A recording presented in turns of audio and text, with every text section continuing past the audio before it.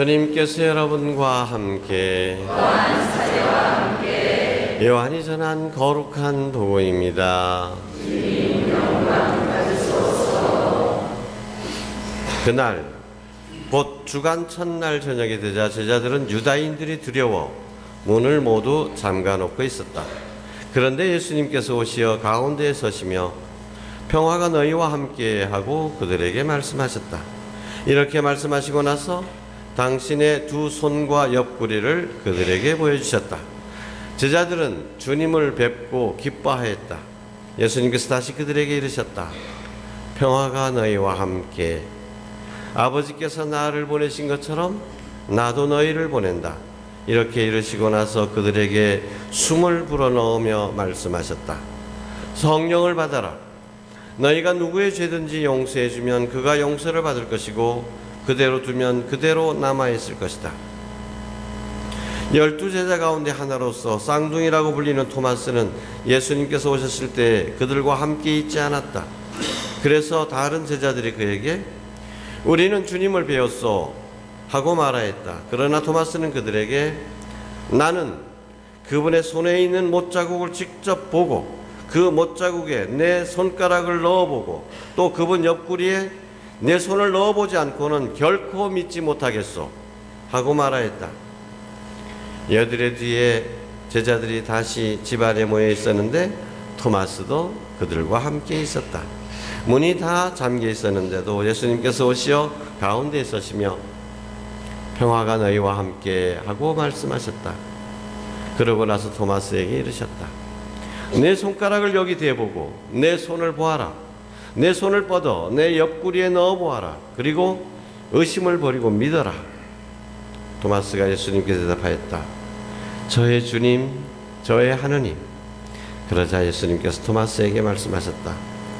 너는 나를 보고서야 믿느냐? 보지 않고도 믿는 사람은 행복하다. 예수님께서는 이 책에 기록되지 않은 다른 많은 표징도 제자들 앞에서 일으키셨다. 이것들을 기록한 목적은 예수님께서 메시아시며 하느님의 아드님이심을 여러분이 믿고 또 그렇게 믿어서 그분의 이름으로 생명을 얻게 하려는 것이다.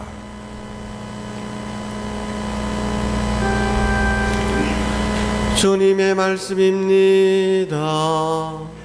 그리스도님 참여합니다. 앉으십시오. 참 예수님,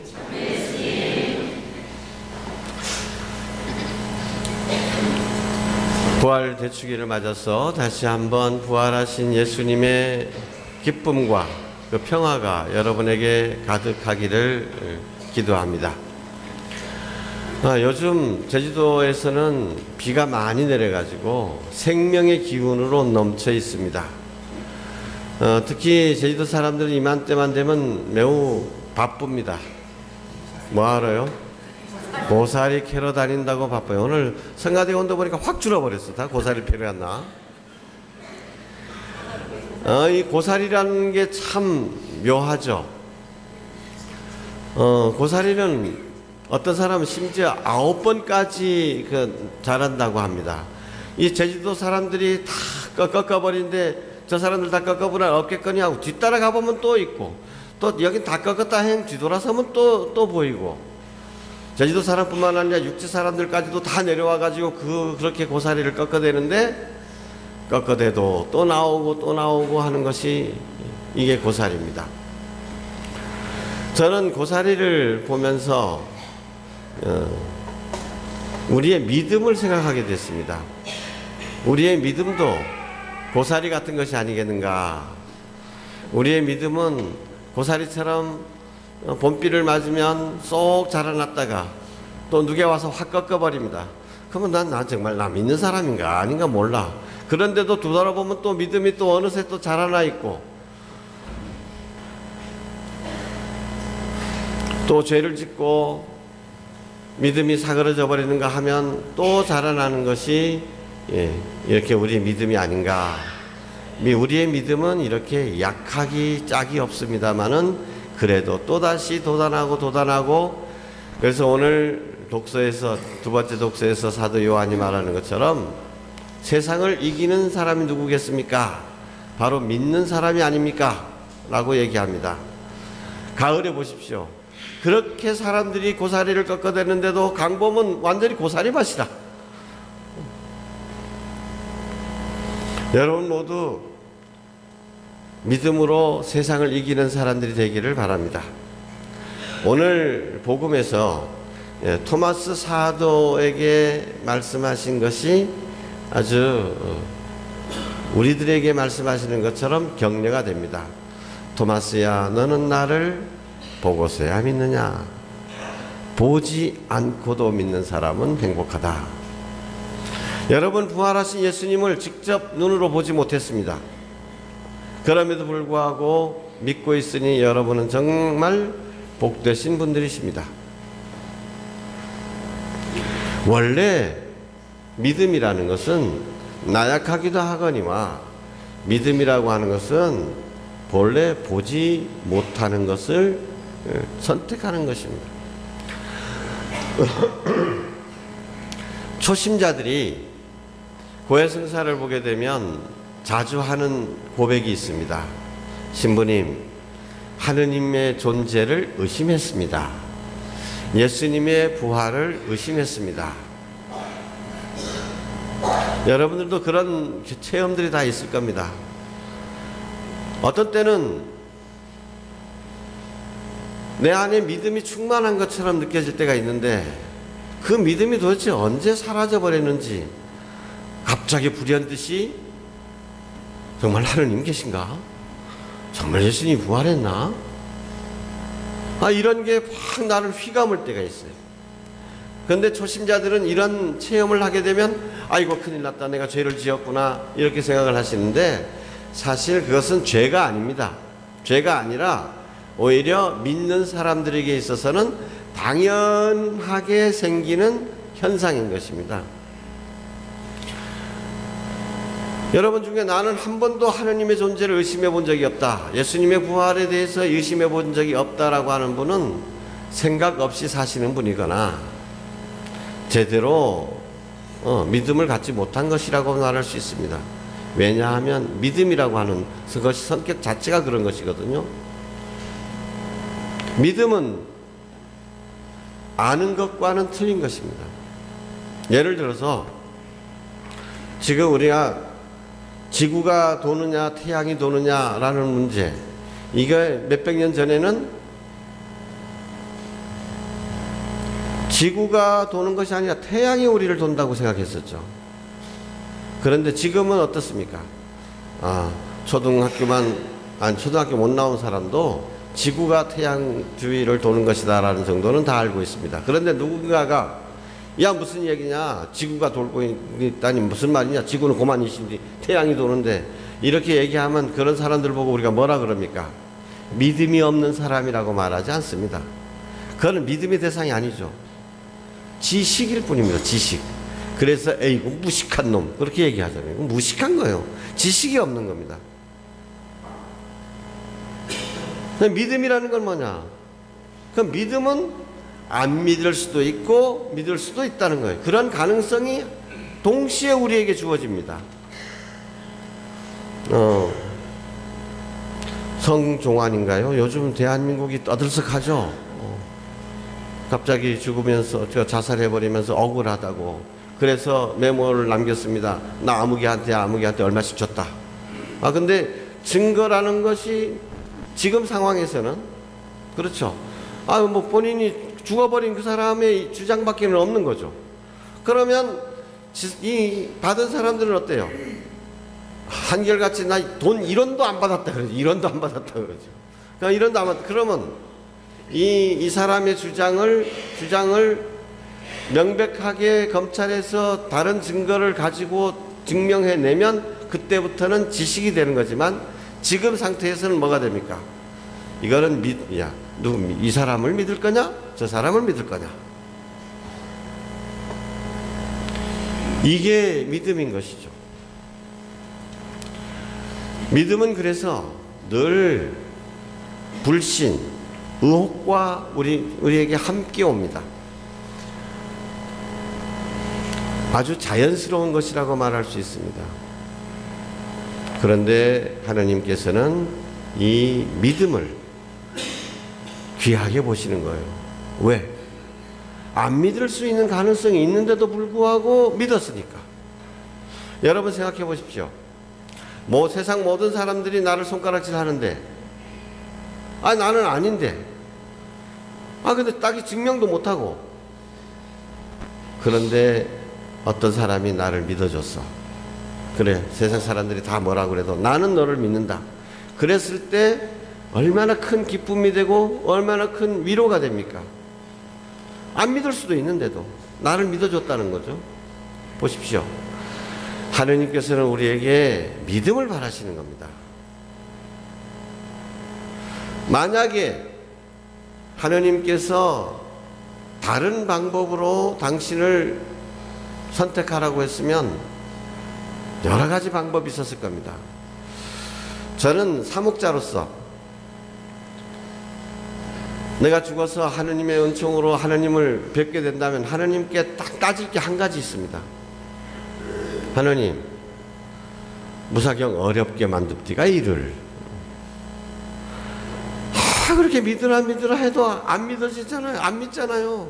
그런데 만약에 지난 금요일날 우리가 보았듯이 예수님께서 십자가에 못 박혀 돌아가셨는데, 못 박혀 돌아 있는 동안에 밑에서 사제들이나 율법학자들이 뭐라고 했습니까? 이야, 뭐 네가 메시아냐? 메시아 꼴 좋네. 한번 내려와 봐라. 십자가에서 내려와 봐라. 그러면 우리가 믿겠다. 그래 비웃잖아요. 그때 예수님 확 내려와 부르시면, 뭐 너 내려오면 믿겠지? 나 내려왔다. 걔 믿어. 안 믿을 사람이 어디 있겠습니까? 경험해볼 건데. 경험은 우리가 이 고생 안 할 건데. 그리고 예수님의 부활도 마찬가지입니다.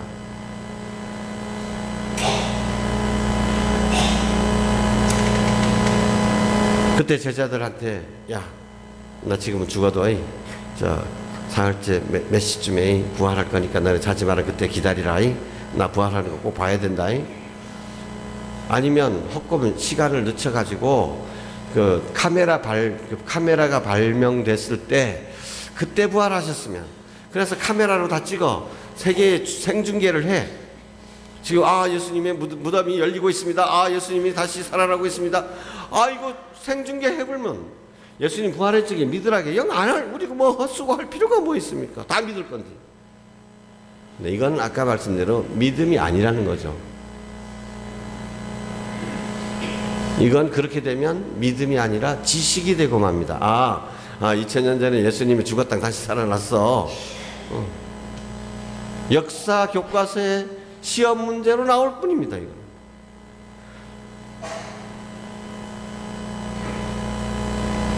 하나님께서는 지식을 우리에게 요구하는 것이 아니라 믿음을 요구하는 것입니다. 안 믿을 수도 있어. 100% 증명이 안 돼. 그럼에도 불구하고 나는 당신을 믿겠습니다. 내 삶을 걸고 하나님을 선택하는 것, 하나님을 향해서 내 자신을 온전히 맡기겠다는 결단, 선택과 결단, 이것이 바로 믿음의 핵심인 것입니다. 그래서 하나님이 정말 계시냐라는 의심이 들었을 때 그때 다른 증거를 찾는 것이 아니라, 그래, 안 계실 수도 있다. 그렇지만은 나는 하나님을 선택하겠다. 그렇지만은 나는 하나님께서 가르쳐 주신 대로 살아가겠다. 하나님께 내 삶을 맡기겠다. 이 결단이 중요한 것입니다. 이게 믿음의 핵심인 것입니다. 그러다 보면 믿음이 자라는 만큼 지식도 자라게 되는 겁니다. 믿음이 우리가 자라게 되면 하나님에 대해서 더 많이 알게 되고, 아는 것이 더 많아지면 믿음도 더욱더 굳어지는 것입니다. 사실 많은 사람들이 하나님에 대해서 너 하나님 봤냐? 하나님 보여주라. 그러면 나도 믿으켜. 이렇게 보여달라고 이야기합니다. 그렇지만 여러분, 저 태양을 한 5분만 쳐다보십시오. 어떻게 될까요? 눈이 멀고 맙니다. 하느님께서 창조하신 수많은 피조물 가운데 하나인 태양조차도 볼 수 없는 우리 눈입니다. 이 눈을 가지고 하느님을 보겠다? 눈이 멜라지는 정도가 아니죠. 또 구름만 조금 끼어도 태양도 보이지 않습니다. 구름 때문에 태양도 보지 못하는 눈으로 뭘 보겠다고? 복음서를 보면은 예수님께서 부활하셨을 때 예수님의 부활을 다들 알아보지 못합니다. 이게 뭡니까? 자, 마리아 막달레나가 그렇게 예수님을 사랑했고, 다른 제자들은, 남자들이 좀 그렇죠. 예수님 죽어 부르시는데 뭐 어떤 해? 그러고 그냥 방에 모여 있었던 겁니다. 그런데 여자는 그래도 무덤에라도 가서 울어보려고, 무덤에 가서 예수님 시신 좀 한 번 더 닦아보려고, 그러고 동이트기를 기다려가지고 바로 무덤으로 갔잖아요. 그런데 예수님 나타나셨죠. 마리아 막달레나가 예수님 나타나는데 어떻게 했어요? 아이고, 예수님 했습니까? 아니잖아요. 예수님 뻔히 바라보면서 누구인 줄 알았어요? 그 동산직인 줄 알았어. 동산직인 줄은.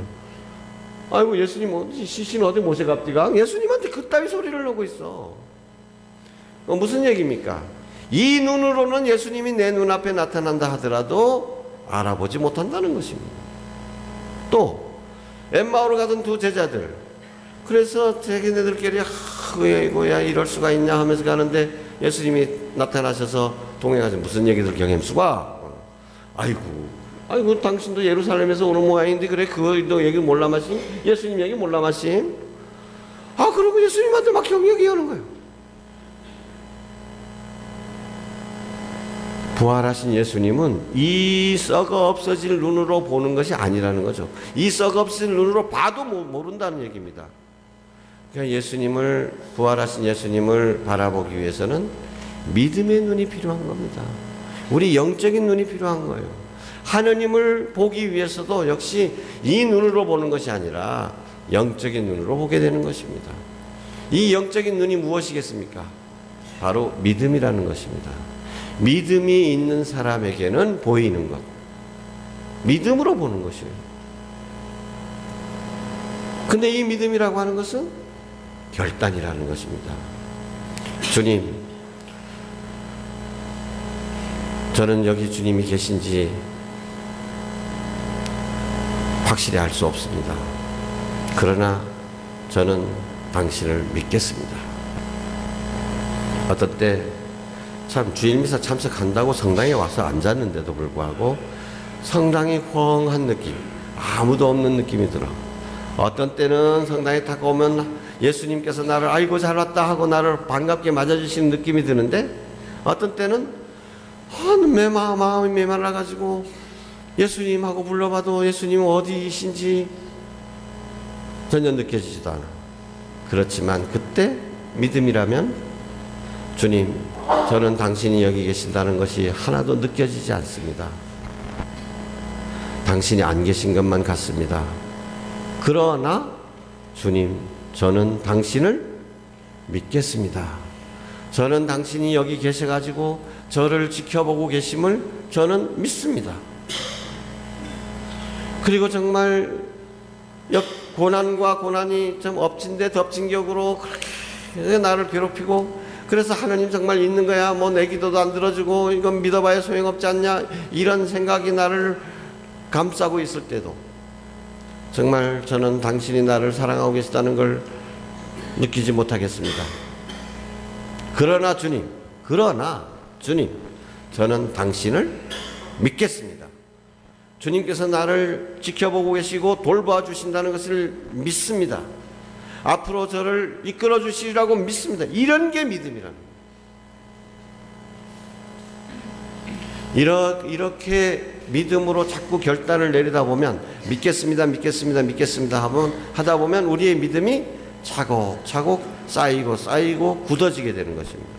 그래서 나중에는 하느님이 계신지 안 계신지, 하느님께서 나를 정말 사랑하고 계신지 안 계신지 하는 이런 의심은 점점 사라지게 되고, 아, 이게 하나님의 뜻일까? 저게 하나님의 뜻일까? 이런 의심이 생기고 거기서 더 나아가게 되는 것입니다. 여러분, 믿음은 본디 약한 것입니다. 사라지기 쉽습니다. 믿음은 그래서 원래 불신, 의혹, 이것과 함께 따라다니는 것입니다. 우리가 그런 의심이 들었을 때, 그런 내 마음의 믿음이 사라졌다고 느낄 때, 그때 다시 나는 주님을 믿겠습니다라고 하는 선택, 이런 결단, 이것을 주님께서 기다리고 계십니다. 바로 그 순간. 그런 믿음이 세상을 이기게 된다는 것입니다. 오늘 토마스에게 하신 주님의 말씀을 늘 마음에 새깁시다. 토마스야, 너는 나를 보고서야 믿느냐? 보지 않고도 믿는 사람은 행복하다. 토마스처럼 모두 보지 않고도 믿는 행복한 사람이 되기를 바랍니다. 아멘.